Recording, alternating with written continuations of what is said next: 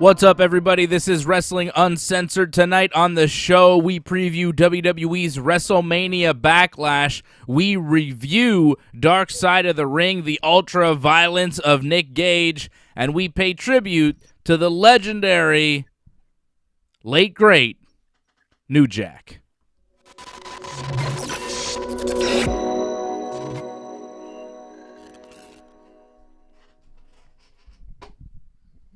Yes, welcome to the show, everyone. I am Dave. There is Johnny. Hi, Johnny. How's it going? I'm all right. How are you? You seem somber. Are you all right? SmackDown was okay. Like, it was just, all right. Nothing amazing, but not bad. Yeah, it wasn't a terrible episode of SmackDown. I thought there were a couple things that were amazing. I thought there were a couple things that were pretty great, Johnny. I don't know.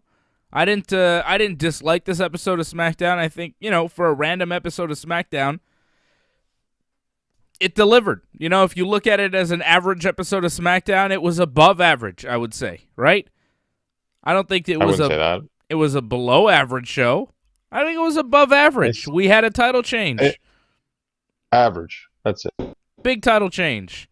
I think the title change does a lot for the show. I think it helps make the show a lot better. Maybe I'm just a big Natty Neidhart fan. Maybe I'm a bigger Hart Dynasty fan than you are, Johnny North. I don't know. I thought that you and I were the biggest Hart family fans in the world today, but maybe I'm alone here tonight. I know Brett, our hero, forever our hero. Thank you for letting me be your hero. That guy. He's happy, Bret the Hitman Hart, because his niece, Natty Neidhart, won the tag team titles tonight for the first time in her career. Tamina winning gold, I think for the first time in her career in the WWE, right? Has she never won a title before? Is that true? She never won like a Divas title or something? Well, think about it. She hasn't really wrestled that much, like, ever, really, so that's not surprising. I feel like she's been injured almost all the time, so yeah, it makes sense, but I don't know, like, it felt like this should have happened earlier. It felt like they just kind of dragged this a bit. And, like, it's nice for them. It's a great moment, but let's face it, the tag titles, they're not much of anything. There's not a deep tag team division. And I'm not, like, excited to see them wrestle other tag teams. I don't know where they go from here as far as the tag team division. I think that they play well either on the heel or babyface side. I think they could be babyfaces on one show and heels on another. And I disagree with you. I think the tag team titles are a big deal. Have you not seen how much Nia Jax and Shayna have been featured since winning the tag team titles? They're on every show. They're a big deal. I think the tag team titles are a really big deal. I think the WWE should make a bigger deal out of them. I think that this Natty and Tamina match should have been the main event of SmackDown tonight. I think it would have been better to lead into a tag team title match with a title change. Why not end the show with that? It was the biggest thing that happened tonight on SmackDown. Did something more impactful happen tonight on SmackDown that I'm unaware of? The Commander Aziz Medal of Honor ceremony, was that bigger? I don't know. The main event was Cesaro and Jimmy Uso. It didn't need to close the show. I don't think we needed to end the show. And I know it's the Roman Reigns show, and it's all about Roman, and, Roman's got a title defense on Sunday, so the last thing we see tonight has to be Roman. But, like, if you saw Roman... If the last time you saw Roman tonight was 9 p.m. instead of 10 p.m., are you going to forget about Roman Reigns' existence on Sunday? Oh, Backlash, I can't believe Roman's on this show. Like, I don't know. I think Natty and Tamina could have closed the show tonight, winning the tag team titles. It was real emotion. You saw Natty and Tamina after the match. Now, granted, was the match great? No. It wasn't a great match. And I don't know what the WWE has planned for Natty and Tamina. And, sure, the tag team division isn't that deep, but I do think that the tag team titles mean something. The women's tag team titles, the men's tag team titles mean nothing because there's a Raw and SmackDown edition and you just stay on your show. But because you're the women's tag team champions, you get to be on Raw and SmackDown. That changes the game. That changes who you are as a performer, you know? I think that's a big deal. And the emotional interview afterwards, Natty talking about how, you know, it's never too late to keep fighting for your dreams, and Tamina thanking the universe and her family and all of that.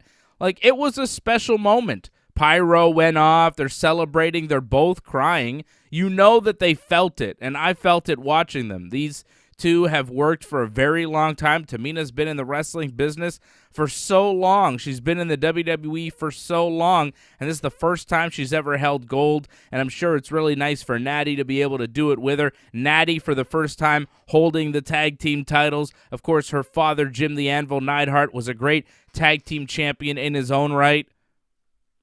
I don't know about you, John, but I felt it. I felt the emotions tonight watching that Natty and Tamina match. I guess I'm just a bigger Natty fan than you are. I don't know. I love Natty Neidhart. You know, I'm a big heart mark. I'm a mark for the hearts. I love them all, each and every one of them. And, you know, she's one of them. It kind of felt like a replay of like the last time she won the title. I felt she got emotional the same way. And she's had her moments, Natty. It's not like she hasn't done this before. I mean, tag team, that's nice. But she's had this moment too where it's like, oh, everyone doubted her and she came back. She's done this before. Like, it's not something new. And she's had these crime promos before in the past too, Natty, when she's won and lost. We've done this before. From the heart. What the heck's going on right here? Don't worry about it. Okay. Me taking over is better. Don't worry. Just my face. I think somebody sponsored the show or became a member or something just happened there, I think. All right. Well, either way, it's just like this isn't the first time Natty's gotten emotional before on television. So? I still like seeing it. I just didn't feel it that much because I felt this is a repeat. But when was the last time? It was probably maybe 3 years ago, but still, yeah. wasn't the first time, and it clearly wasn't the last time. Natty works her ass off. This is a big moment for her. I appreciate Natty. I don't know about you, Johnny, but I was happy to see Natty get that moment. Like Tamina, you know, I don't feel the same way about Tamina. I'm not a big Snuka fan like I am a Hart fan, you know, but I thought it was a great moment.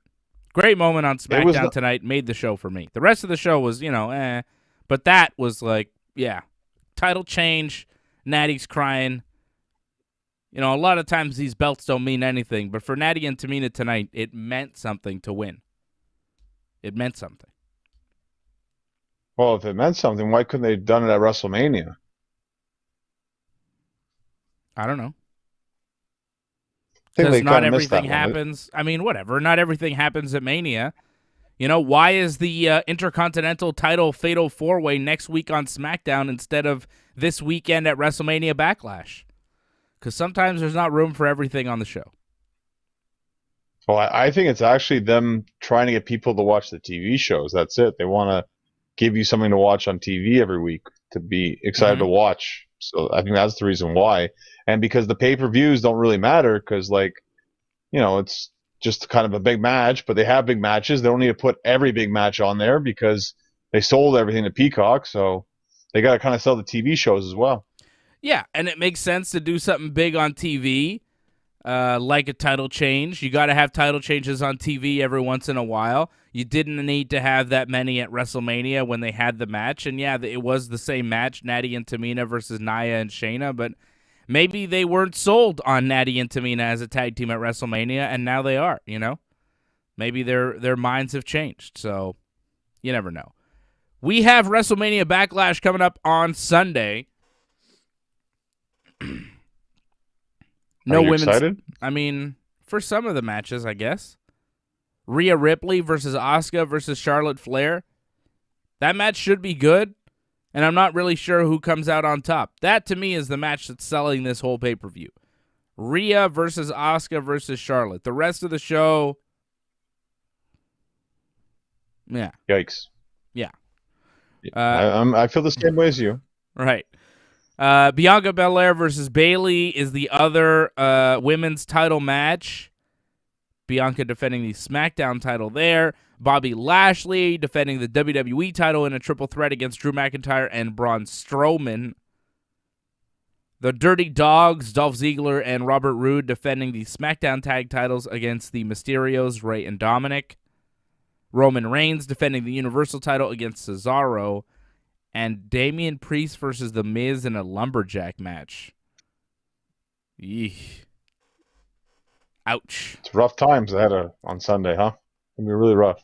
Well, thankfully these shows are short though, so that's the great part about that. It'll be over probably around 9:30, hopefully. And I hope you join us on Sunday. We will be on right after WrestleMania Backlash. Shout out to the members keeping this channel going. Craig Paquette, I see you. Doug Hepburn. And those are the members that I see right now in the chat. I think Antoinette was there before. I saw Antoinette dropping something, subscribing again. Thank you for becoming members of the channel. If you have any pressing matters, hit us up on Super Chat. Shout out to Angelo. Shout out to Patrick. Shout out to the members. We appreciate you. Each and every one of you. Don't forget to become a member here on the YouTube channel. Don't forget to go to donate.ringsidereport.net, and don't forget to go to merch.ringsidereport.net, where we have brand new hats. Ringside Report Network hats that Freddie Garcia requested last night, and boom, they were already in progress of being put up on the site. It was kind of happenstance that all worked out, but you can go get some hats. And do tune in tomorrow night. We will be doing a live watch-along for UFC 262 tomorrow night. 10 p.m. Eastern Time, so a big weekend here on the Ringside Report Network. I'm on tomorrow, and then again on Sunday after WrestleMania Backlash. Don't forget to like this video, subscribe to the channel, and click the bell so you get those notifications every time that we're on. All right, Big Johnny, WrestleMania Backlash. Let's start with the Raw matches, and then we'll get into all the SmackDown stuff. Rhea Ripley defending the Raw Women's title versus Asuka and Charlotte Flair. I don't think this main events. I think Roman Reigns probably closes out the show, right? It's Roman. Right. But this could be the last match you see for Raw, possibly. Yeah, this could be the Raw main event, which, whatever that means. I think this match will be really good. I've got high expectations for it. I think we see a title change. I think Charlotte Flair gets the belt. What do you think? I mean, it's tough because, Charlotte, you really never want to bet against her. No matter what happens, I think Asuka is taking the pinfall loss in this one. Mm-hmm. So, but I'm thinking Rhea's going to hang on because I think it's too early for her to lose. Like, you just kind of reestablish that where it's like it's the new stars, it's Rhea and Bianca. It's kind of like how they used to have new stars and they're trying new generation kind of thing. It's like it's too early to just abandon Rhea at this point. I think Charlotte's going to win it eventually. She always does. She doesn't need to win it right now. But what about Charlotte being the top heel on Raw? Like, what is Rhea Ripley if not the top heel right now? She's kind of lost momentum as soon as Charlotte came back, right? I won't disagree with that, but Charlotte can still be a big deal without the title. And you can still build towards that eventual one-on-one match. But there's no babyface. Well, maybe eventually turn Rhea face. I think you can do that. Maybe. Rhea, her character positioning on Raw has been odd. You know, one week Rhea is teaming with Nia and Shayna in a 6-woman tag, and then the next week it's Charlotte teaming with Nia and Shayna. And I'm like, well, are Rhea and Charlotte on the same side now? It's a little bit odd. Of course, you can hear my thoughts on Raw every Monday night right after Monday Night Raw. Johnny, do you even watch Raw anymore? No, right? Why would you? Oh, heck no. I try to save my life as much as possible when I'm watching that show. All right. So what about the Bobby Lashley, Drew McIntyre, Braun Strowman match? So I think Charlotte is going to walk away Raw Women's Champion because I'm just like done with Rhea, and I think it's Charlotte's time. Forget Rhea. But Johnny makes a solid point, like why abandon ship now? It's a little too soon when you have a lot invested in her, which makes sense, but I say, screw it. It's the match where it's the most unpredictable, which makes it the most interesting. So all the other matches seem kind of predictable. This one, it seems like there's a bit of it could go either way, and I'm sure some people would think Asuka. I think that's really the far-reaching one, but I'm sure some fans, diehard fans, believe that one. Well, don't, because she's not winning. It's no chance in hell. But yeah, I think you're right. I think that match is the most unpredictable. I think Rhea could win. I think you could see a situation where Charlotte wins too, right? And I can see a situation where Rhea wins. Like, I'm picking Charlotte, you're picking Rhea, but I think we see it going either way there. It's an unpredictable finish, and that's what we're looking for here with professional wrestling. Good matches with unpredictable finishes, and that's why this match for the Raw Women's title is the true main event of WrestleMania Backlash, right? This really is a question, yes. The real main event. I do watch it every week. You watch the Big Dave Raw reviews every week. You don't watch Raw, but you watch me review it, which is all you really need. That's all you need to do. That's right. And Douglas Hepburn, I don't know what this is in reference to, but he says Bret Hart could never look bad, and I agree 110%. I don't know what the conversation... There's a conversation in the chat going on. I really don't know what's happening, but I see the members. And see, that's why. I see the members' chats. They pop up easier because their names are in green, so I'm more likely to read them. So that's why you got to become a member. Hint, hint. You know what I'm saying? But he says Bret Hart could never look bad. And I don't know what the reference is. I don't know why they're talking about Bret in the chat, but I agree because Bret is the greatest of all time. Bret. It's because someone was using old quotes that Bret was saying and saying it was kind of like current day Bret was saying it, but that wasn't the case. Was he burying Triple H? That's kind of why. I don't know if it was the Triple H thing. I think it may have been the Ric Flair thing, actually, when he was burying Flair. Because you're routine wrestler? Well, but Bret went on Twitter recently and said that that's not recent, and he actually buried the hatchet with Rick, and Rick tweeted back saying he respects Bret now, and they actually get along, so there's no heat there, believe it or not. As much as everyone thinks Bret's bitter, Bret actually does forgive people. I don't think Bret's bitter. I see Bret like Michael Jordan. Does Michael Jordan disrespect legendary basketball players? Yes. But,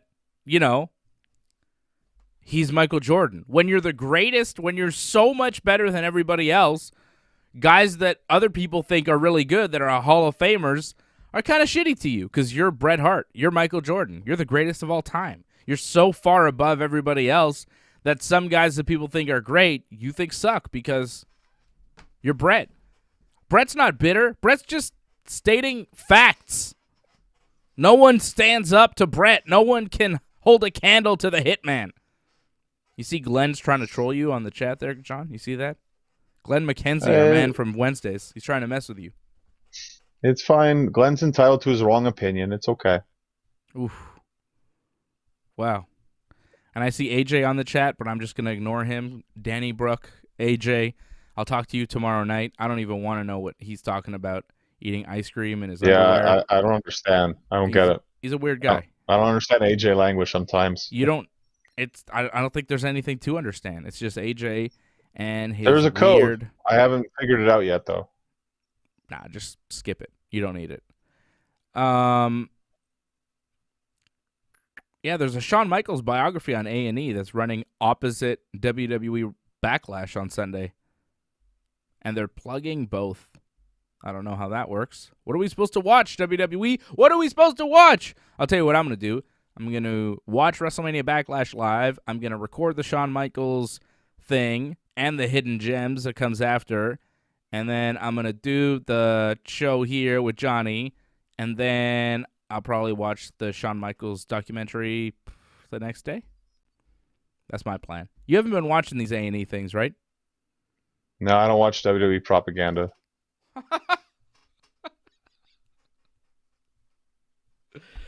Oh, okay. Bobby Lashley, I'm just going to leave that. Bobby Lashley defending the WWE title against Drew McIntyre and Braun Strowman. Who cares? Well, I think Bobby's going to win, and it's just another match to help build his great championship run, I think. That's pretty much it. I don't think it'll be a bad match because it's a triple threat match, right? I mean, no DQ. They can do a lot of brawling. It could be actually pretty good. Yeah, I think it could be pretty good. You're right. No DQ, triple threat rules. It could be fun. You know, Drew has been wrestling an intense style. Bobby looks good as champion. Intense. Yeah, I mean, yeah, Bobby's look good. Drew is intense sometimes. Intense. Sometimes he is, man. Like, he's a hard hitter. He had some matches with Sheamus that were badass. Like, Drew is a big, tough guy. And, like, he doesn't take big bumps, but he'll take a punch. You know what I mean? Like, he'll take some stiff shots, like some stiff chops and some forearms and stuff. And you could throw Drew around, give him some big slams, and he could pick guys up. Like, he's strong. That match with Braun and Bobby, like, those three guys are gigantic, right? Like, it's going to be hard-hitting. Intense, John, intense. Yeah, it could be, but, I mean, you think about it, the match with Bobby was supposed to be intense, and you could say it was, but was it really entertaining? Like, some would say it was the least entertaining match on WrestleMania. So, it's tough. I mean, it could be good. It could also be kind of like that match we saw at WrestleMania, where it's just a lot of filler and that's it. Yeah, it could be good. It could be bad. But I think in the end, Bobby Lashley retains the WWE Championship, and that's why we don't give a shit, right? Well, I mean, do you really want to see Strowman as champion or Drew as champion again? I mean, the options aren't really good in this case. No. And, you know, it doesn't really make sense for either man to be champion right now. Not great options, and it doesn't really make sense. Bobby just won. Why take the title off Bobby right now? I think he's a good champion. I like Bobby. I like Bobby right now as champion. Yeah. And I am this close to banning AJ from the chat again. Like, this close.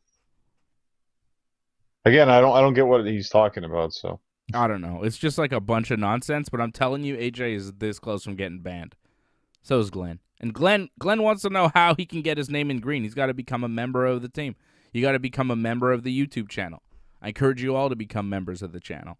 So we all have Bobby Lashley retaining the WWE Championship. I think we've got Roman Reigns retaining the Universal title as well, right? Against Cesaro. No chance Cesaro wins. Yeah. Well, it'll be a nice showing, I think, for Cesaro, but that's pretty much it. Like, Roman's not going to lose. Like, unless maybe Seth at this point, there's no one really else on SmackDown I could see beating Roman. No. I don't think Roman loses for a very long time. I don't think Roman loses till at least SummerSlam, right? Like, maybe they come up with a solid opponent for Roman at SummerSlam, but even then, I could see him retaining past that.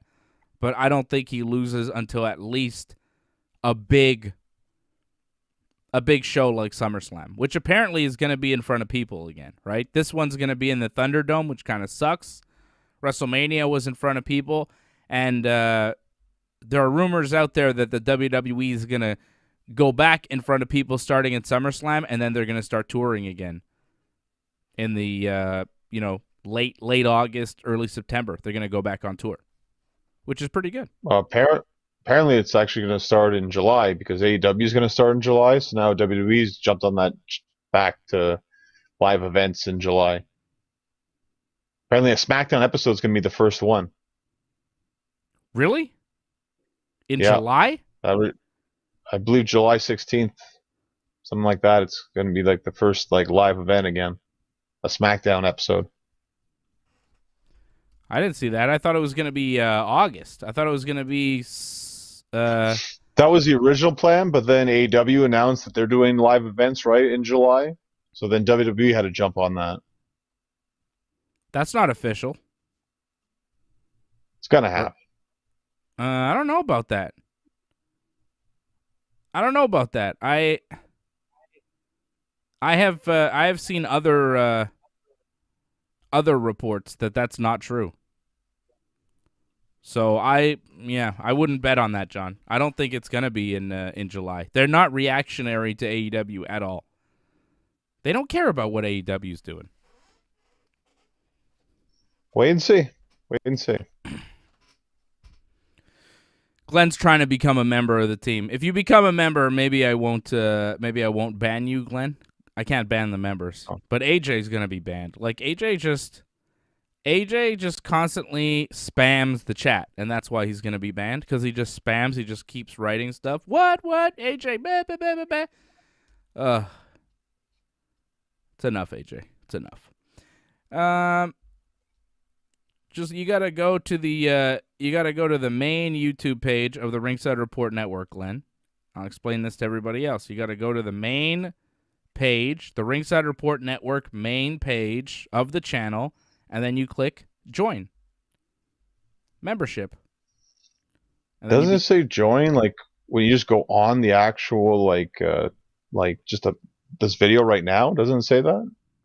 I don't think there's a place to join right on this video, is there?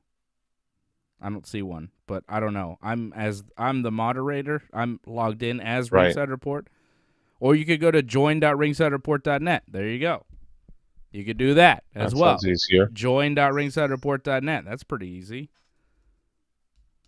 Does that actually work? I'm double checking that. I think that works. That should work. Now I'm getting texts. Yeah, there you go. That works. Yeah, join.ringsidereport.net. Do that.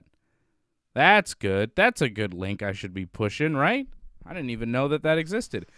Open a new tab and go to join.ringsidereport.net. Very easy to do. Become a member. All right. What else on this pay-per-view, John? Bianca and Bayley? I mean, come on. I don't care about this match at all. The build to this, Bianca and Bayley did a little promo tonight. It was nothing. I don't care about this. The build to this has not been great. The promos have not been great. Bianca, singing tonight. When you shine the way I shine, you get a whole lot of hate. What the hell was that? It's cringy shit from Bianca sometimes. I'm like, what was that? I didn't like it. Yeah, but they're, obvious lines that she's just being fed, and she's just, playing up with her character. That's pretty much it. I don't really have a problem with it because that's what she's being fed, so it's okay. I just want to see what kind of match it's going to be, really, because for the most part, I felt Bianca was pretty much getting dominated against Sasha. She had her moments here and there, but Sasha mainly controlled that match. So what is this match going to be? Is it mainly going to be Bayley in control, or is Bianca going to have a bit more momentum in this match? Is there going to be more give and take?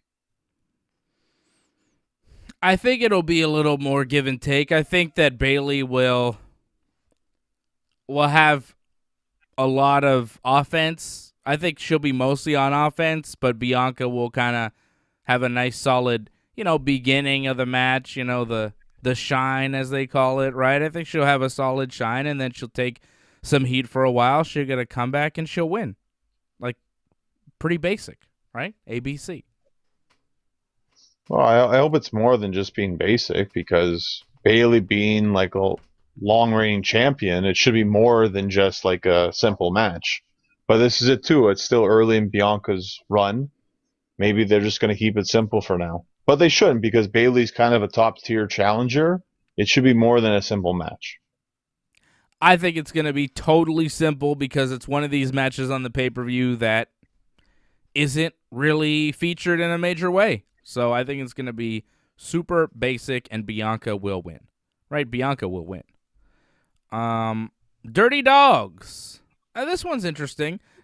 Dolph and Robert, the tag team champions, against Rey Mysterio and Dominic Mysterio. So Dominic beat Dolph last week. Rey beat Dolph tonight in what I think was probably match of the night tonight on SmackDown. Did you like anything more than that? The main event was okay, but this was better. Yeah. It wasn't great, though. Well, it wasn't bad. I had no problems with Rey versus Dolph.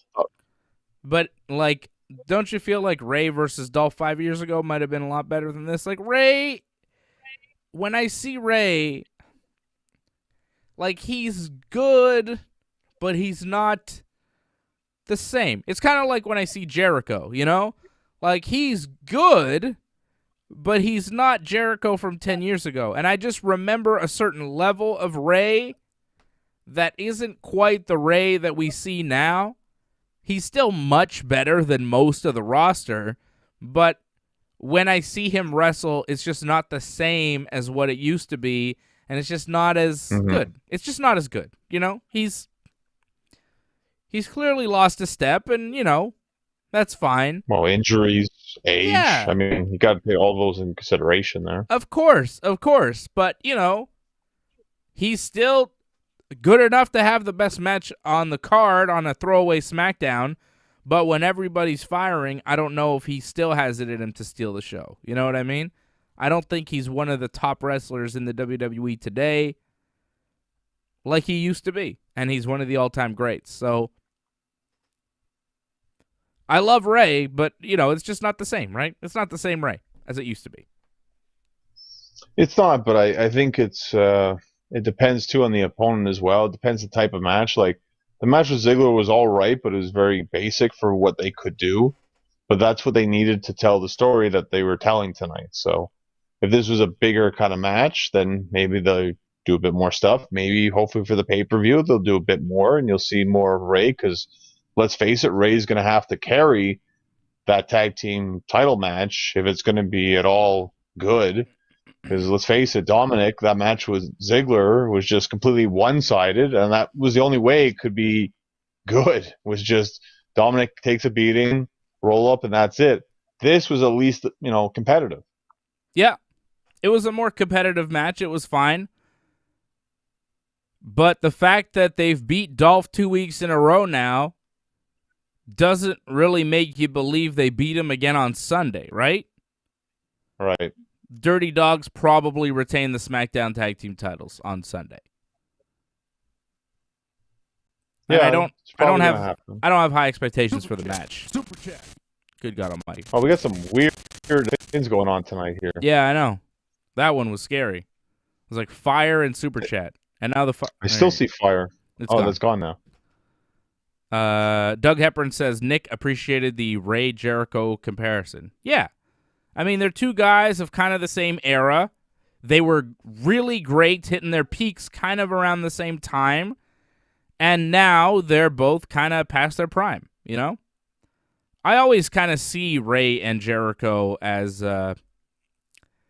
part of a similar group. Like, I group all those guys together. Rey, Jericho, Malenko, Eddie Guerrero, Chris Benoit. You know, those guys, they were all kind of WCW cruiserweights that went to the WWE and became gigantic stars and world champions, right? I kind of group them together. They're good friends. They're both friends of Eddie, right? They're Guerrero friends. You say cruiserweights. I mean, the cruiserweights today are, like, not even considered, like, pretty much top wrestlers at all right now. They're, like, below, like, NXT and NXT UK even. Yeah, you mean the 205 Live thing? Right. Yeah, but they were cruiserweights, right? Jericho and Rey? They were in the WCW Cruiserweight division. They were WCW Cruiserweight champions, were they not? What are you talking about? It's just amazing, like, back then, how they made cruiserweights their top stars. And nowadays, it's like, they barely even exist. It's kind of weird. I mean, Rey's still on TV. AEW had a cruiserweight champion that they called their TNT champion for a long-ass time. Look at Darby Allin. He's a cruiserweight. He's doing all sorts of great stuff. There's cruiserweights all over wrestling that do very well, even in the WWE. I can't come up with that many these days. But you're talking about what they actually call their cruiserweight division, which really is like a throwaway. Does that even still exist? Well, they have a guy in NXT, right? They have a guy in NXT who's good. Right? They have a couple. Isn't Kushida the cruiserweight champion right now? He is, yeah. So that's pretty good. What's wrong with that? What are you talking about? Why are you burying the cruiserweight division, John? Just because you're a big heavyweight doesn't mean you have to bury the little guys. Huh? Is Kushida going to be the NXT champion? Is Kushida going to be on Raw or SmackDown? I'm just saying, like, you know, they had these guys signed from WCW, and they made them eventually WWE champions. You know, Jericho, Benoit, and Rey. Yes. Do you think Kushida's going to be WWE champion? I do not think so. And Eddie Guerrero. And Eddie, yeah. I'm sorry, but Kushida's not going to be WWE champion. No. He's good, but it's not going to happen. but he wasn't signed to be WWE champion. And, you could say, well, yeah, the cruiserweight division, da-da-da. But, like, some of these guys are signed to fill out that cruiserweight division. And some guys that are smaller are signed to, be on the main roster. They don't have too many of them nowadays. I'm trying to think of, Dominic Mysterio, what do you call him? He's a cruiserweight. I'm sure they lie about his weight, though. I'm sure he's probably over 220, they'll say. Or 210 at least, just to get over the 205 thing. I mean, for so long they said CM Punk was 220, and you knew that was a bunch of BS. Yeah. I don't really understand your problem here. My problem is like, back in the 90s, cruiserweights, they actually value them quite highly. Yeah. And made them eventual, like, main event guys, WWE champions. Yeah. Now, they don't. Like, yeah, they'll make them into stars and they'll fill roles, but they'll never be like the main event guys. What do you call AJ Styles? Daniel Bryan. They'll never say they're 205. They'll definitely put them over 205. I'm pretty sure they put Daniel Bryan like at well over 205, actually. Yeah, but looking at them, you know what they are. Who cares what they bill their weight as? What about Mustafa Ali? There are cruiserweights that get to be on the main roster, just not if they're called cruiserweights. If you are dubbed a cruiserweight, you will probably be on NXT or 205 Live.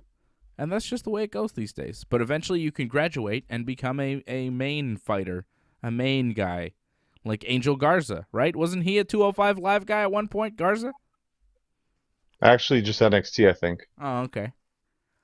Well, whatever. They're trying to do something with him with the roses up the ass and everything. Yeah, great. So do Rey and Dominic win the titles? Probably not, right?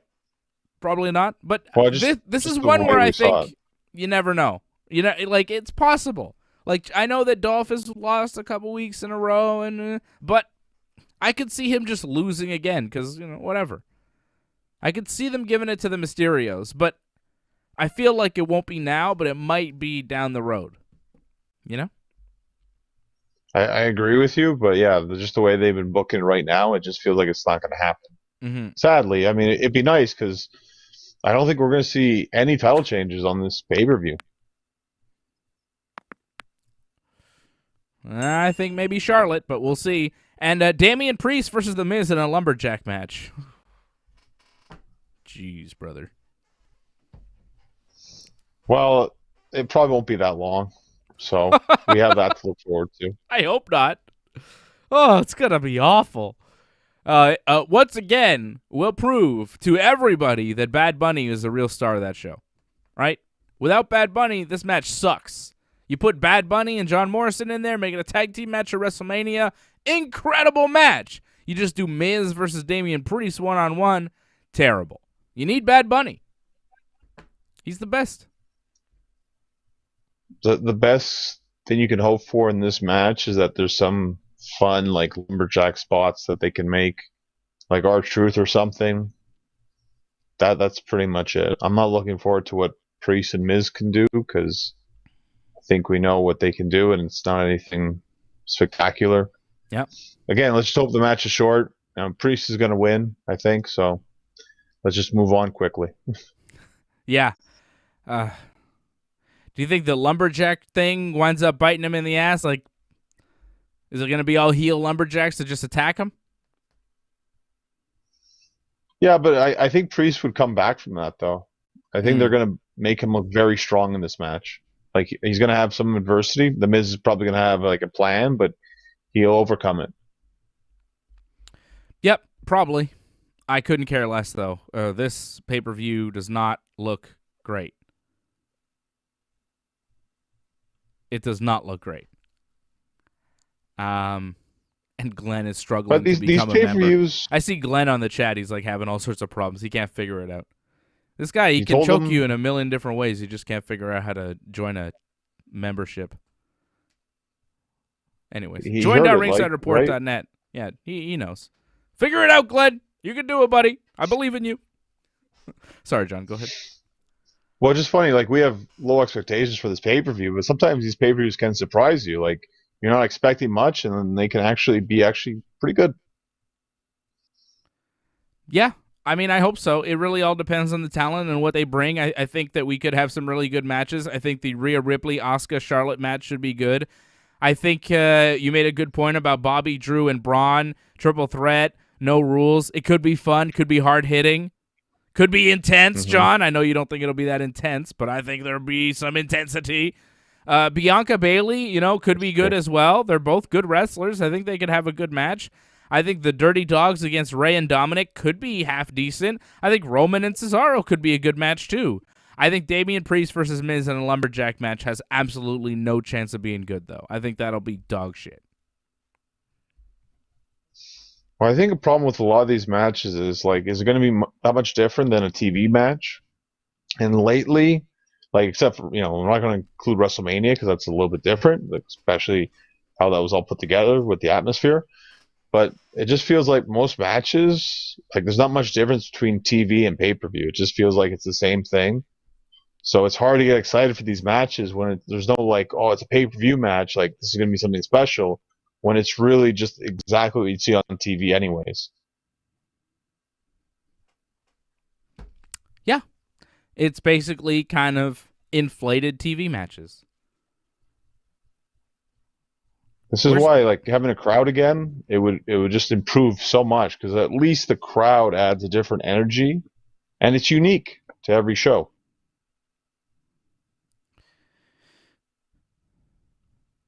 People asking on the chat, Douglas Hepburn asking, where's R-Truth? And the 24/7 title. Whatever happened to that? That's a good point. Haven't seen that guy in a while. He used to be on all the shows with that 24/7 belt. He's on Raw Talk. I saw him on there. Who watches Raw Talk? Who hosts Raw Talk? Charlie's gone. Who's on Raw Talk? I think it's that Kevin Patrick guy. The Irish guy, Kevin Patrick? Yeah. Yeah, that makes sense. Pretty sure it was him. If it's not Kayla, I'm not watching. You see Kayla tonight? Fantastic. Gotta love Kayla. I saw the skinny blonde girl. There's a new one. Who's that? Oh, you better tell me, because I don't know all of them. It doesn't matter what her name is. She's no Kayla, that's for sure. Kayla's the best. I'm a big Kayla fan. Kayla Braxton. Yeah. What are we talking about? I just got distracted. Well, WrestleMania Backlash. Yeah. Well, it's over. We did the whole preview. Preview over. Thank you. Good night. Okay, cool. Doug, I say 6 games. Habs. Did we do the WrestleMania Backlash preview? Bobby, his match we did. We're taking Bobby. We're taking Bianca to beat Bailey. You're taking Rhea. I'm taking Charlotte. We're both taking That's the only difference. We're both taking them Dirty Dogs to win. We're both taking Roman to beat Cesaro, obviously, and Damien Priest to beat Miz. That's Backlash. Next week on SmackDown, it'll be a fatal 4-way Intercontinental title match. Apollo Crews, Big E, Samuel Zayn, and Kevin Owens. Do you think we see a new champ? I do not. Yeah, I don't think we'll see a new champ. But it should be a really good match, though. I'm really looking forward to it. That should be a lot of fun to watch. Kind of wish this was on the pay-per-view, right? Why isn't this on the pay-per-view?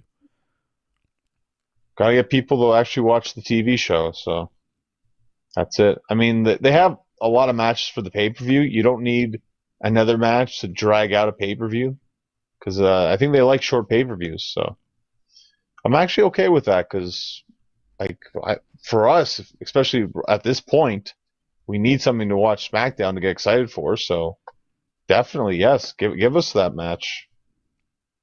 Yeah, it's a good match for SmackDown, right? It's a great fatal 4-way, Intercontinental title on the line. I'm into it.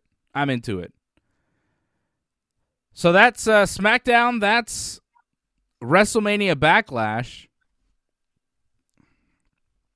Did you watch? I know you did. I don't have to ask you. What did you think of the Nick Gage Dark Side of the Ring?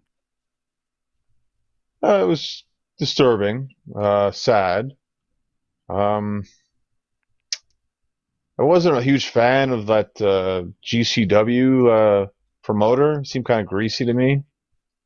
I wasn't a fan of like Nick Gage, like how he treated David Arquette. That was really scummy of him what he did. That was a banner roll for me. Apparently, I'm getting censored all night tonight for whatever reason. I guess people like Nick Gage on this channel. I didn't like it. I didn't like the way he did that. Like, look, I understand Nick Gage. Like, you know, he has a persona and he has to like upkeep his persona. But if you promise someone like you're not going to cut him, and then you go back on that, like you're a dick, man. You're an absolute dick. And people praise him and all that. Like, oh, what a great guy! What an awesome thing he did to David Arquette. That's scum, man. That's pure scum what he did. Yeah. He cut him, and Arquette told him not to do it. That's pretty awful. And the problem is he promised. He said like they had like a dinner and all that. He's like, yeah, I won't do it to you. Yeah. And then he did it. Yeah. And people are praising it like, oh, you know, like you should know better. Like, man, like it's one thing. It's like, you know, he tells him ahead of time. Like at least with New Jack told him like, look, this is what's going to happen. You know, whether you like it or not. Yeah. You know, at least you knew ahead of time what was going to happen. But man, Gage is just a liar, man. Like, and to me, that's not a hero. That's an absolute jerk. Yeah. Glenn, I think, figured out how to become a member, but not of the YouTube channel. He became a member on the Buy Me a Coffee memberships, which is at donate.ringsidereport.net. But if you click join, it's getting close. Glenn has not quite figured it out, and he's not quite green, and that's why he's not green, because you have to become a member of the YouTube channel too. Become a member at donate.ringsidereport.net, and also become a member of the YouTube channel. Right under the video, there's a button that says join. Just click join. I thought so. Glenn, just click the button that says join. It's not that hard, man. He needs to be green. It's not easy being green, as the great Kermit once said. But just click the join. Glenn smash. Incredible Hulk Glenn. Glenn can smash. Do you have a Kermit impersonation? Like, do you want me to do a Kermit impersonation? Why are we asking me to do a Kermit impression now? Because I don't know. It'd just be fun if you could hear a Kermit. Actually, Kermit the Frog here. That's pretty good, actually. Wow, that's pretty good. It's not easy being green. Not bad. Kermit that's the not bad, yeah. Frog here. Miss Piggy. You know, that's not bad. I didn't know. Pretty good. I didn't know I could do that. You know, when you surprise yourself with an impression, you're like, Kermit, all right, let's see. Kermit the Frog here. And I'm like, wait a second, that's pretty good. I'm pretty good at that. I'm pretty talented. Good God almighty. You like that, John? You got a new line. You got a new line of work now. I could be the voice of Kermit. Or his evil brother. Oh, Kermit with a C. Who's that? Oh, Kermit with a C. Sermit? Sermit the Frog here. That's pretty much all I can do. Just that line. I don't know. I got to work on it. But I think if I work on it, it could be pretty good. I'm glad we're talking about Muppets. Muppets are great. Hiya, frog! How's that? Oh, your Miss Piggy's good too. Wow. 2 for 2.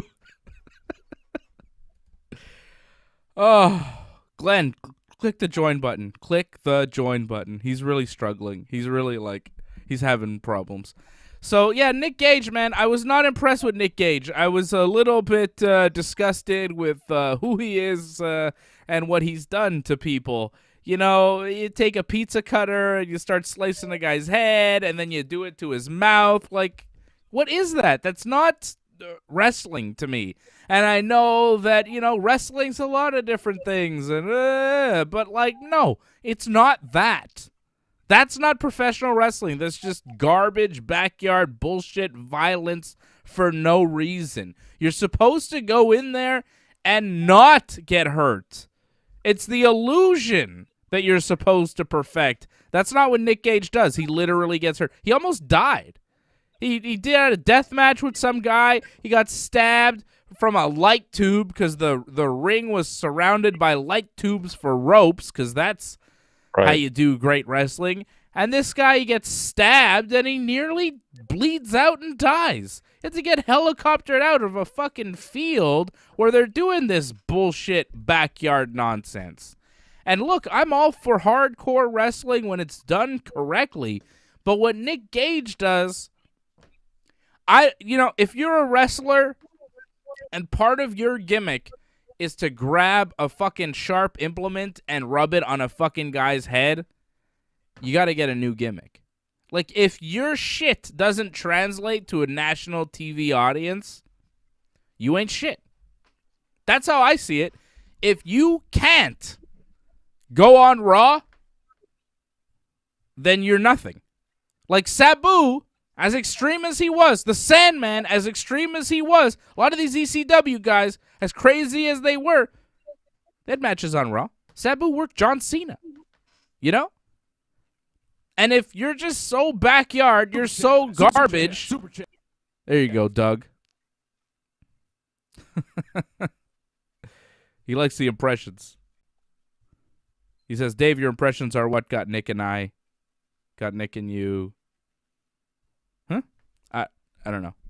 They got you? I think you got him, yeah. Like, our truth you say. I'm happy I got you. But I just think it's, it's bullshit backyard nonsense. And if you can't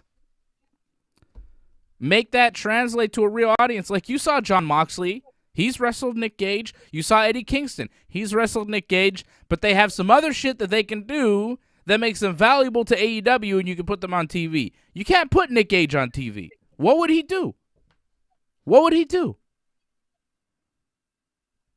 Well, he'd probably try to stab somebody. That's probably what he'd try to do. Exactly. That's why New Jack was never in the WWE. When they brought in all those great WWE or ECW stars, notice New Jack was never, ever brought in.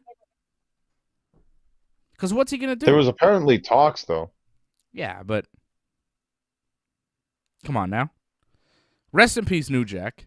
I think it's funny that New Jack passes away the day after this thing airs with Nick Gage, because there's a lot of similarities, right? Not too many guys get Dark Side of the Rings done on them while they're still alive. That tells you something. If you're still alive and you got a Dark Side of the Ring made on you, yeesh. You may have made some poor choices in your life, right? Special thank you chilling. from the heart. Well, I keep getting cut off by the Ringside Report Network here for some reason. That's okay, because we got a new member of the universe, Harold Schneider. Thank you, Harold, my man. New member of the universe. He figured it out. He pressed join. Glenn is struggling still, but Harold just figured it out. Thank you, Harold, my man. You got to keep plugging the join. Click Ringside that Report join button right under the video, people. Thank you, Harold.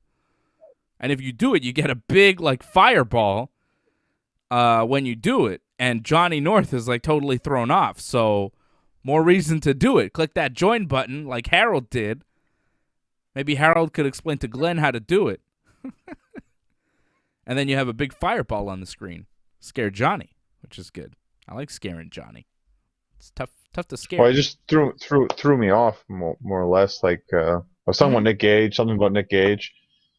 Last week you said you'd wrestle him. Last week you said, oh yeah, I'd wrestle him. After seeing his Dark Side of the Ring, would you? Yeah, well, maybe. I don't know. I wouldn't want you to. I wouldn't want you to. And I'll tell you what, man, if you did, we'd be there with goons ready for anything. Right. You know what I mean? Goon squad ringside. You know what I'm saying? I'd be there with some goons. Glenn is our buddy. Glenn is one of the top jiu-jitsu black belts in the country. You know that? Glenn is a badass. Legit badass. AJ's a badass. Freddie's a badass. I'm pretty bad. But we could come with some real protection for Johnny North. Just Glenn. Glenn could probably just handle everything for us. But I'm just saying, if you had one of those matches, we'd be ready to jump Nick Gage if he tried to stab you.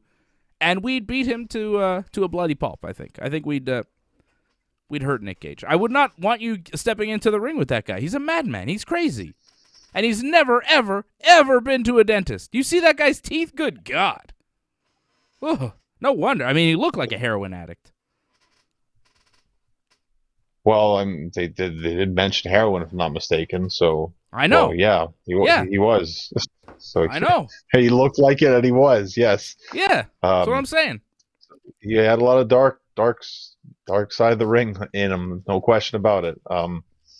But in terms of wrestling him, it's just you have to realize, one, like, you can't trust him, so that's really hard to wrestle when you can't trust. Yeah. And two, like, well, he's going to try to cut you. That's just the way it is. Like, whether he says it or not, I'm just going to have to go with that fact. Like, yeah, he's going to try to cut me. So you just have to take that into consideration. Like, I understand why his brother pretty much just beat the crap out of him, because he was probably not in the right frame of mind whatsoever. And he knew Nick would try something. So it's like, screw it. I'm just going to beat the crap out of you and leave. Like I get why his brother did it. Yep. Made sense. Yep. He wasn't mentally there. He wasn't physically prepared to wrestle. And when you go into the ring with somebody who's like that, sometimes you got to handle them, right? It's a rough business. Well, it's like what happened with Sting and Jeff Hardy, you know? Yeah, you finish him quick. Get him out of there. Yeah, I was not impressed with Nick Gage or the person that he is, or, and then he's talking at the end. He's like, yeah, I know I'm not going to live a long life, and, it is what it is, so be it. I'm fine with that. And he's gone through a lot of hardships. He lost his mother. His mother died, and his brother died as well, and he didn't seem like he was on great terms with his brother when he did die. And of course, you can't forget the 4 years he did in prison for a bank robbery, which was a really horrible, horrible bank robbery. Shows up on camera, obviously him. It's, I didn't like Moxley making fun of that. Like, that was kind of, like, horrible. Like, to make fun of someone like that, like, obviously they're going through a horrible time, and you're just kind of making fun of the fact that, the guy didn't wear a mask. Like, that's kind of really odd to have that kind of outlook on it, in my opinion. Like, just like, you should be looking like, this is horrible. If somebody... this guy is going through that. I don't know. If somebody had taken a pizza cutter to my head and then went into my mouth with the pizza cutter, I think the sympathy that I would have for that man would be pretty fucking minimal. So I don't really have a problem with Jon Moxley being slightly callous when he's talking about Nick Gage being like, the guy wears a bandana every time he goes to the ring. He robs a bank. That's the one time he doesn't cover his face. Moxley's right. It was a dumbass move from Nick Gage. It's baffling that he did it without covering his face. And look, the guy took a pizza cutter to Moxley's mouth without asking him. Moxley has the right to say whatever the fuck he wants about Nick Gage and his bum ass. I am not impressed with Nick Gage. I was really like, at first, I'd heard of him and I'd seen him wrestle, and I was like, okay, this guy, he's like a hardcore wrestler or whatever. But then when you get into it and you really see what he does to people, it's just like, oh, he takes advantage of people. He stabs people for no reason. He tries to get into real fights with people in the ring. And, it takes a very small man to get into fights with people that are giving their body to you. It takes a very small man to take advantage of somebody who is trusting you not to hurt them. If Nick Gage really wanted to fight, he'd go fight in a gym and see what that's like.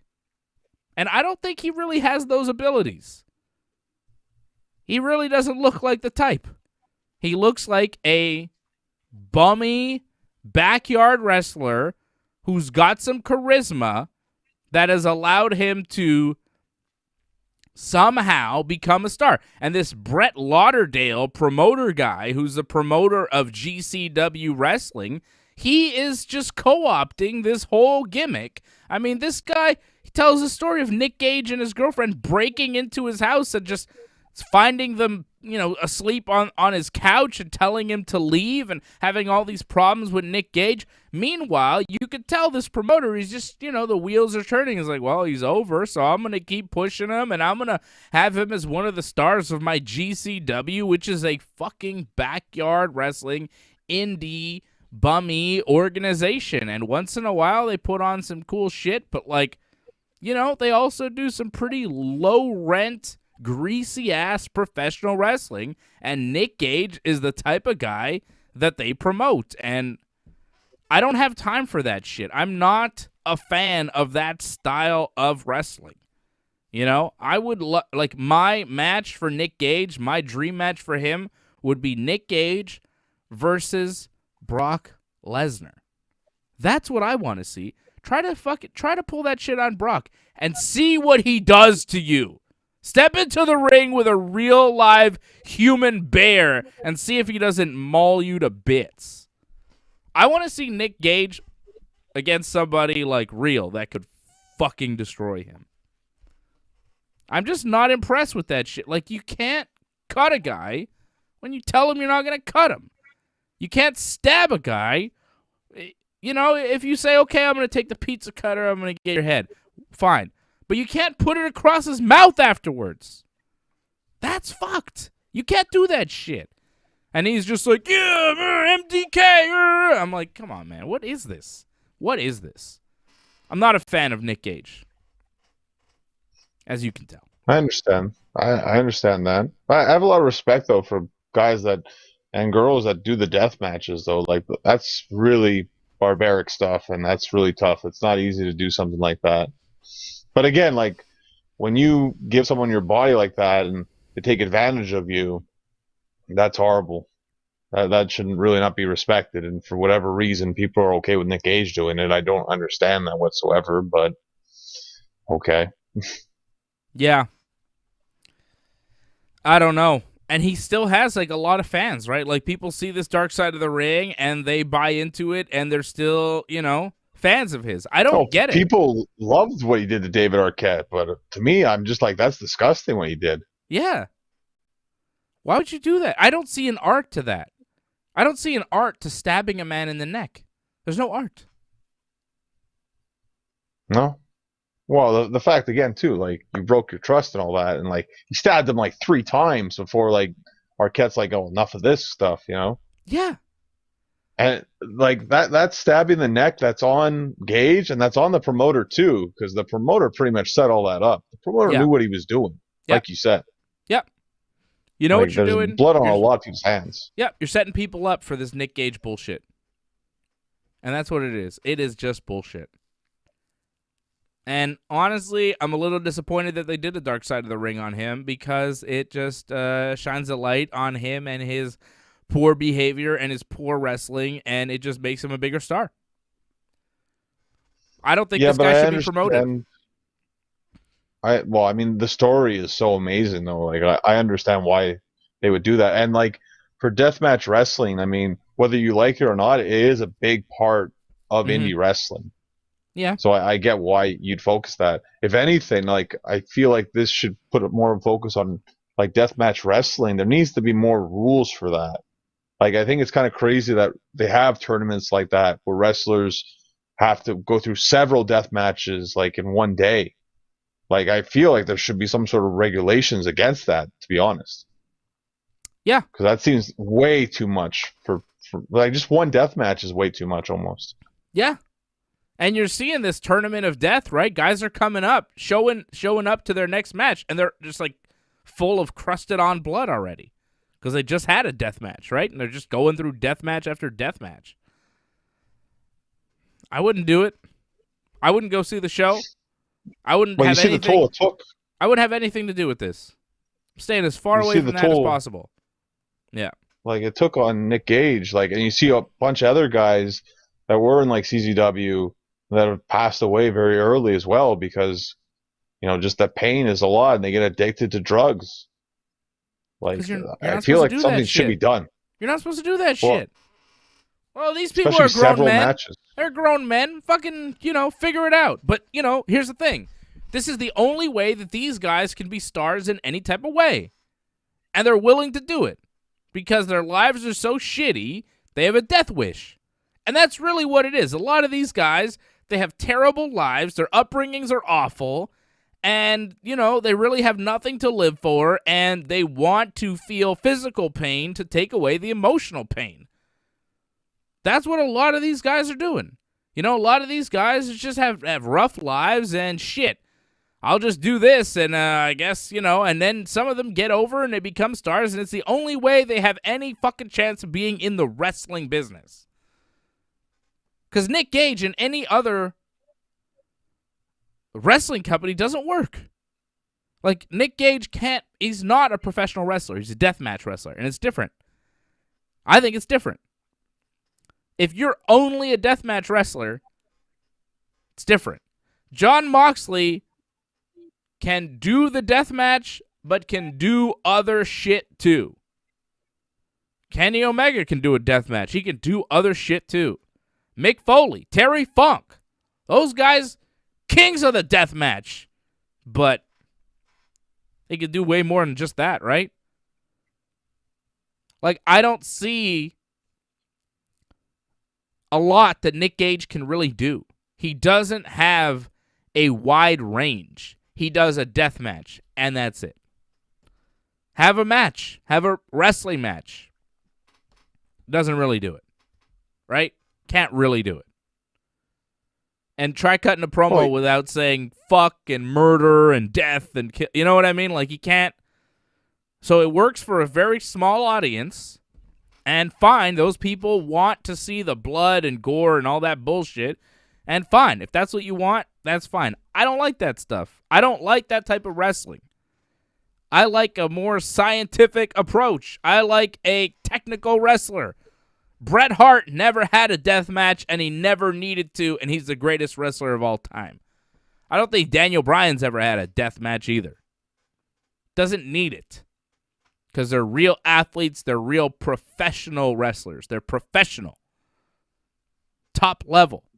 They can work. They can do anything. Bret Hart could have had a death match. Just fucking didn't want to. And that wasn't asked of him. You know, if Bret wrestled now, was coming up in the indies now, he probably would have had one or two along the way. And they probably would have been the greatest death matches you've ever seen. I'll take a Mick Foley death match over a Nick Gage death match any day. And that's what I'm saying, because there's more. It's a more well-rounded package. It's a more well-rounded professional wrestler. Deathmatch is just a part of what he can do. Nick Gage, deathmatch is all he can do, right? It's all he can do. Well, and he's got his fan base, and it's going to grow now because of Dark Side of the Ring. So maybe that will help him in his life. And there's some sort of silver lining right there for him, at least. Yeah, hopefully. Hopefully, I mean, I wish him well, right? I don't want him to die prematurely like he thinks he will, but given his lifestyle and the kind of trajectory of a lot of these guys, I mean, look at New Jack, right? New Jack was on Dark Side of the Ring last season. The guy's doing coke. The guy's drinking. He's not taking care of himself. He's doing death matches. Who knows what else he's doing? He's also stabbing people for no reason. That's why I thought it was odd. Like, we're doing the Nick Gage review today. We watched the Nick Gage Dark Side of the Ring last night. And then New Jack dies today. It's like, what? It's all kind of tied together, you know? Nick Gage is, in a lot of ways, a lot like New Jack, right? Both took advantage of their opponents. Super hardcore wrestlers that really couldn't do much but that hardcore style, that deathmatch style. I wonder if they ever wrestled each other. Seems like it should have happened. Stab each other to death, right? I'm going to stab you. No, I'm going to stab you. And then you just stab each other and they both die and bleed out. But that's not how New Jack died. He died of a heart attack in his home. 58 years old, I think? 58. Yeah. 58, yeah. Which is kind of longer than a lot of wrestlers live, especially wrestlers that kind of live the life of New Jack. Like, 58 is young for a man, but for a wrestler like New Jack, who's openly done tons of coke, kind of a decent run for him. You know what I mean? Well, yeah, but clearly that caught up to him, though. No, that's the sad part about it. Like, if he was... Yeah. It catches up to everybody. Healthier. I mean, yeah, no shit, man. You can't do tons of coke and drink all the time and expect to live to 85. That's not how life works. If you're doing lots of coke, you will not live a long life. I mean, it's not rocket science here, people. We all know what coke does. It gives you premature heart attacks. That's why I don't do cocaine. I didn't say you did. Well, no. I'm just saying, like, it's a dangerous, cocaine is a hell of a drug. It kills people early. And I think cocaine had a lot to do with why New Jack is dead right now, right?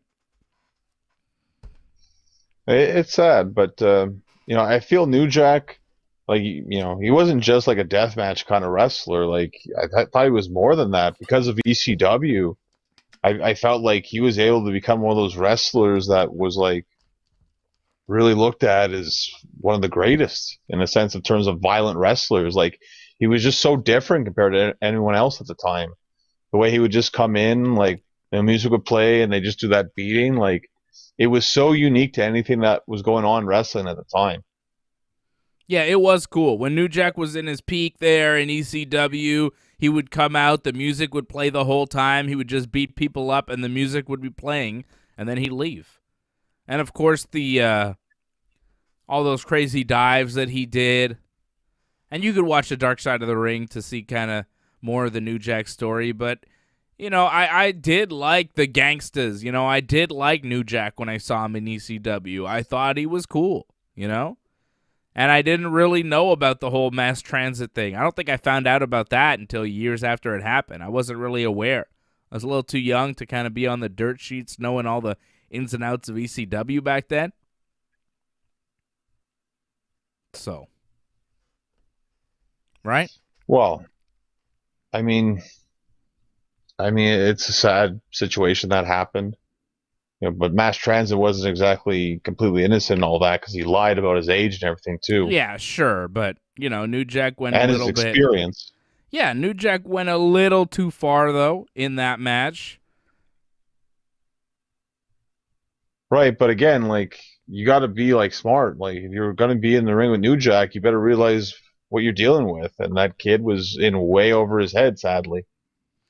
Yeah. Well, that's it. But New Jack also took advantage of him. It was a little bit too much. And, that's what New Jack did to people. He took advantage of people. He had a cool gimmick. He had a lot of charisma. But as far as his in-ring work, what are you going to do? Well, I'd say, like, his storytelling was actually pretty good. Like, he actually did have some, like, ups and downs in his matches. Like, maybe they were pretty much just violent matches for the most part, but there was at least a rhyme and a reason to them. Like, I get why he was in Smoky Mountain Wrestling. Like, I think he understood how to build a match. Yeah. Yeah. I mean, he could, but he relied on a lot of that extra hardcore stuff. He wasn't a terrible wrestler. Wanted. Yeah, but that is what people wanted. That's what people kind of came to expect from him. But come on, man, he took it too far. He stabbed some people real seriously. Right? He jumped off some shit and really fucked up some people. He threw a guy off a scaffold and nearly killed him. I mean, he went a little far. And he was high on coke. He was high on coke for a lot of it. Admittedly. No, I'm not saying he was perfect, without question. But again, like a lot of them, they realize who they're getting the ring with. And the Grimes thing, there was a grudge there. That was sad. That was a very sad situation what happened there. Mm-hmm. Thankfully, Grimes survived that, though. Yeah. Yeah. Well, yeah. I mean, if he didn't, New Jack probably would have done some prison time. Crazy. Crazy stuff. Rest in peace, New Jack, though. I mean, it's sad anytime you lose a pro wrestler at a young age like that. But when I saw it, I kind of thought, yeah. I mean, yeah. Well, you just think of guys that are to stand out in wrestling, like, without question, New Jack was one of the most unique wrestlers, I think, ever in professional wrestling. There's no doubt about that. I guess. Was he, though? Like, just the whole, like, entrance and everything, the character, like, the violence and everything, like, he just really stood out. Like, when New Jack was on television, like that was a moment. Like you realize it was kind of special. And because of that style, it could only last for so long. So Yeah. Yeah. What was his greatest moment? His greatest like achievement? Did he have like a big crowning moment, or was it just like a fury of violence? yeah, I feel it was just like a fury of violence. I mean, I guess the grime stuff was kind of there. Yeah. Like before it got off the rails there, like they had some very good matches up till that point where Grimes fell on his head and then it just went to hell. But before then, it was actually pretty good. Some of the best matches you saw in ECW at the time. I remember his blow-off match with Mustafa when Mustafa came back. They had the Battle of the Gangsters. That was a big thing because that jump that he did, like that became a thing in ECW. Like New Jack would keep doing these jumps, and it's like, well, I got to do a bigger jump. I got to do a bigger jump. So it just kept trying to outdo himself. I feel like that's what kind of pushed that Grimes thing a bit, where it's like, well, we're gonna do, or the guy's gonna jump off with me, and maybe there was some nerves there, and things went off the rails a bit. And New Jack had to keep going higher, so like again, it could only last for so long because the violence just caught up to him. Yep, the violence, everything just kind of eventually caught up to him, but he made a name for himself, that's for sure. He made a name for himself. He's an ECW legend. He's an ECW legend. You think WWE ever puts him in the Hall of Fame? Well, I look at it like this, like, you know, AW put a mention about him passing away. I didn't see WWE put a mention about him passing away, so They did. they did. Well, Yeah. I'm very surprised by that. So maybe there's hope. Maybe there's hope that they put him in the Hall of Fame. I kind of doubt it's going to be anytime soon, but maybe give it a couple of years. Maybe they'll just slide him in somehow. I could see them putting him in. I think they should. Like if you put in like guys from ECW, just ECW. But that's the thing too. Have they done that yet? Where guys have mainly just been ECW guys that go into the WWE Hall? Yeah, exactly. I mean, there's ECW guys that were in WWE that they haven't put in the Hall of Fame, right? Like Tommy Dreamer's not in the Hall of Fame, is he? They just put Rob Van Dam, really. No. Of the ECW kind of original guys. I think Tommy will go in. I think Sabu probably Right. goes in. Oof, maybe, possibly. Like Sabu is sure, but like again, is it gonna be anytime soon? I don't know. On hopefully before like he passes, because I could see them waiting. There's the WWE. That's nice. I didn't think they'd do it. Oh, yeah, they have to. He's a legend of the business. He's a legend of the business, man. You got to acknowledge him. And I don't know. I think you could put him in the Hall of Fame one day. As far as ECW guys going into the Hall of Fame, though, RVD's there. I think Dreamer will go in. I think there's a lot of guys you could put in the Hall of Fame. The Dudleys are in, right? ECW only. Yeah, ECW only. I don't know. Yeah, that's a tough thing. Like New Jack's one guy, but anyone else, it's tough. And even, I don't know if they put New Jack in the WWE Hall of Fame, but anybody else that was ECW only that goes into the WWE Hall of Fame, yeah, probably not. I can't think of anybody. Mike Awesome, maybe? One day? Yeah, that was WCW though, Mike Awesome as well, and a little WWE, not much, but a little. A little. Sandman? You put him in the WWE Hall of Fame? I feel like you should. Well, again, like he was actually in the WWE ECW. Yeah. So I could see that for sure. But like, like a guy like Masato Tanaka, like, did they put him in? They should, but I don't think they will though. But he was fantastic. Yeah, but I don't think they will. I don't think they put in Tajiri in the Hall of Fame either. Even though they probably Well, that's should. really sad. Yeah, because he had WWE moments. That's really sad if they don't put Tajiri in. That's ridiculous, actually, if they don't. They really should. Do you think they will? They should. I mean, again, let's think about this. Coco Beware's in there. You're going to tell me Tajiri should not be in there? It's ridiculous if Tajiri's not in there. I agree. I think Tajiri deserves to be in the WWE Hall of Fame. I'm a big Tajiri fan, but I don't know if they do it. I'm talking about ECW guys going into the Hall of Fame, and, haven't been that many ECW originals going into the WWE Hall of Fame. Like, of the guys that are kind of old school ECW guys, right? It's RVD, it's the Dudleys, and that's it. They haven't put anybody else from ECW really in the Hall of Fame. They celebrate WCW like crazy. They put Booker T and Harlem Heat in the WWE Hall of Fame. They put Hulk Hogan and the NWO in the Hall of Fame. I think X-Pac is in twice with DX and NWO. Like, they celebrate the shit out of WCW. Those ECW guys, they get no love, right? Like, they put X-Pac in twice before putting Tommy Dreamer in once. It's kind of rough. Well, I guess to be fair, in WWE's defense, like a lot of those ECW guys are still wrestling. RVD, I mean, I guess he's still kind of wrestling, but not really that much. Where Tommy Dreamer, he's still featured on television. I know you don't watch Impact Wrestling, but he's still there. Yeah. Well, maybe that's why they're waiting, because he's still on Impact. Right? Could be. Well, just that he's still active, Like, yeah. Sabu is still active on the independent scene, believe it or not. Mm-hmm. Glenn on the chat says Taz should go in. That makes sense. Taz should go in. But he's in AEW but I feel right Taz said a lot of bad things about WWE. Don't forget about that sloppy shop thing. Like, I don't think they were very happy about that. What did he say? Remember when I think it was what Renee had COVID? Oh. And then Moxley couldn't be on the show because he had to be away. They weren't sure if he had it, Mm-hmm. So that they had to delay that match, and then he blamed WWE for having a sloppy shop. Right.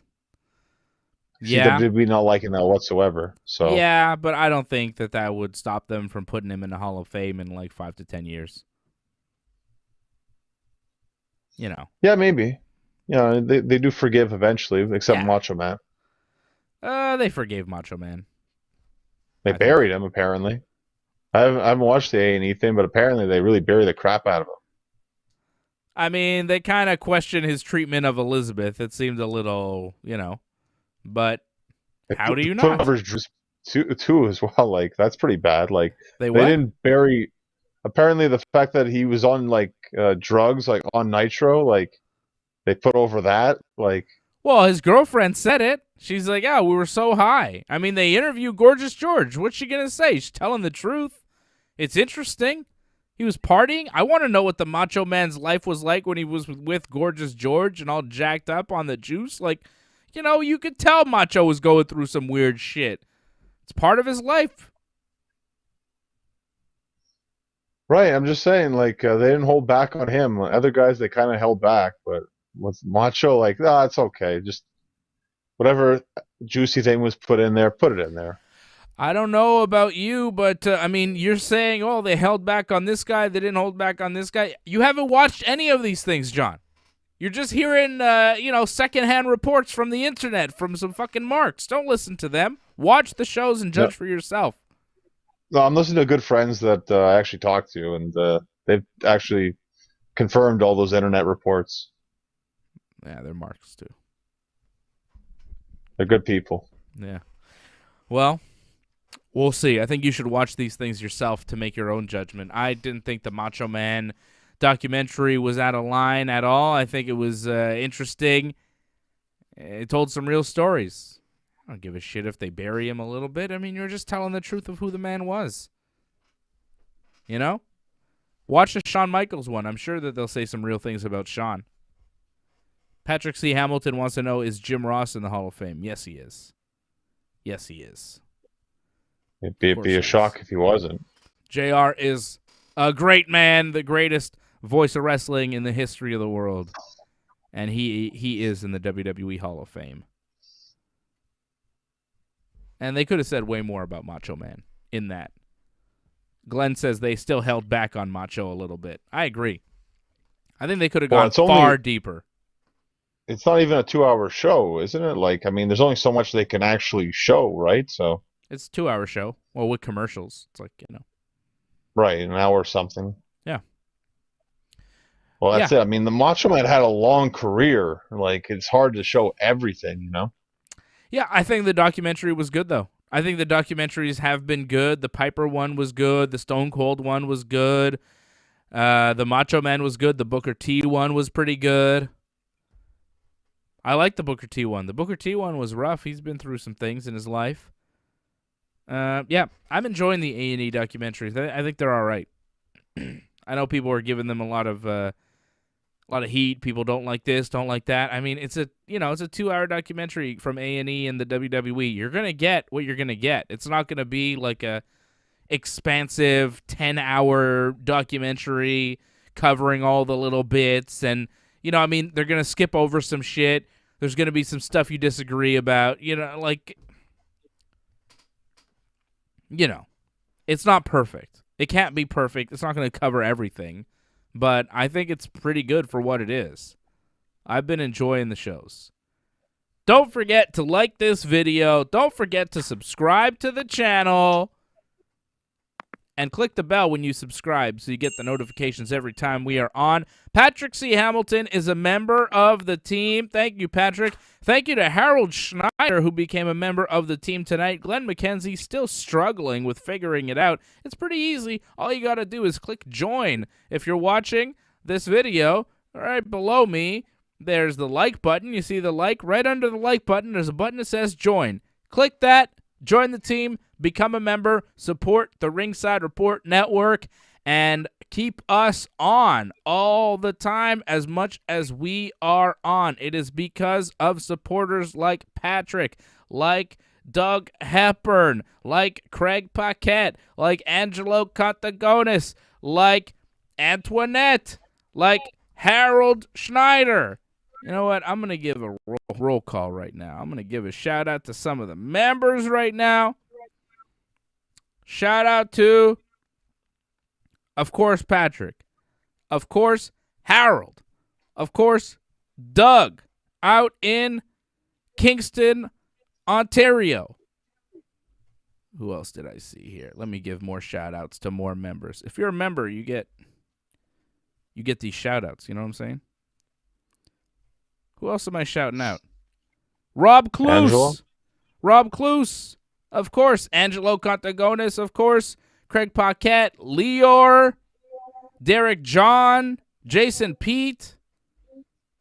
Antoinette. Shout out to all the members. We appreciate you. We need more members. Don't forget to become a member. Join the page right under this video. Click that join button. I will be back here tomorrow night, 10 p.m. Eastern Time for the UFC 262 watch along with my man AJ. Tomorrow night, 10 p.m. Eastern Time, we're going to be watching UFC 262 with you. Tony Ferguson, Beneil Dariush, and Michael Chandler versus Charles Oliveira in the main event for the UFC lightweight title. Khabib has vacated the title. A new champion will be crowned tomorrow night, UFC 262. You can check out our Ringside Report MMA preview show of UFC 262 right now on the YouTube channel. And Johnny and I will be back Sunday night right after WrestleMania Backlash to recap all the action and give you our match of the night and our grading on 10 for the pay-per-view Sunday night right after WrestleMania Backlash right here on the Ringside Report Network. Thank you, everybody, for joining. Thank you for becoming a member and super chatting and all the things. Who's the super chat leader tonight? I think it's Doug, right? It's Doug. I think so, because he did it twice, didn't he? Yeah, I think so. Thank you, Doug. I think Patrick dropped one too, though, didn't he? Was it Patrick or Doug? No, it was Doug. Doug's super chat leader. Thank you, Doug. Yeah. What else? Is that it? Are we good? Wally and Glenn. And of course, Wally Byrne out in Ireland, and Glenn members via the Buy Me a Coffee, which YouTube doesn't take a cut of, so that's better, actually. I like that, too. YouTube doesn't take a percentage off that one through the Buy Me a Coffee over at donate.ringsidereport.net. So that's another thing you can go to, donate.ringsidereport.net.